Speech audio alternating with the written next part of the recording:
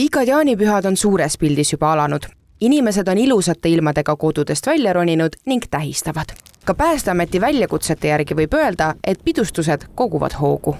Reede lõunase seisuga kuni siis pühapäeva lõunani käidi siis 26 korral sellistel sündmustel, kus olid siis väljaspool hooneid mingisugused tulekahjud. Ja siin ka viimase nädalavahetuse jooksul päästjad on käinud juba 24 korral liiklusavariidel, et jällegi kui ilmad soojaks lähevad, siis kuidagi see kas siis julgus kasvab või isegi mõnes kohas nagu hull julgus. Päästeameti vaates on peamine murekoht ikkagi see, et inimesed seavad lõkked üles sinna, kus Jumal juhatab.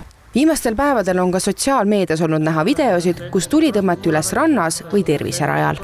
Need, kes korterites on, siis need otsivadki kohti, kuhu minna ja need kohad, mida siis on mõned võib-olla kohalikud omavalitsused ette valmistanud kuskil läheduses, kui need on täis, siis ongi järgmine variant, et leitakse ise mingisugused kohad, kus lõkket teha. Päris iga koht ei ole ka, ütleme siis lõkke tegemise jaoks ette nähtud, et see, et kus on ohutu, siis see ei ole nagu lõkkekoht, et samamoodi võiks justkui ka suurde autoparklasse keset parklat lõket teha, et see mingid kohad nagu ei ole okei, mis ei ole ette nähtud.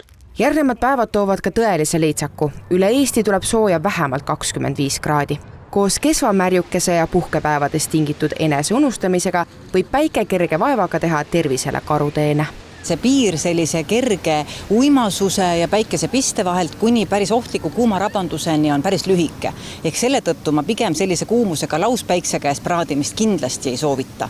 Eluliselt oluline on katta oma pead, kübar on selleks väga hea, eriti oluline jällegi, kui on tumedad juuksed, soovitav on kanda pigem selliseid avaraid heledaid riideid. Päästeamet rõhutab, et jaanilõkke tuleb hoida vähemalt 8 meetrit süttivatest materjalidest ja hoonetest.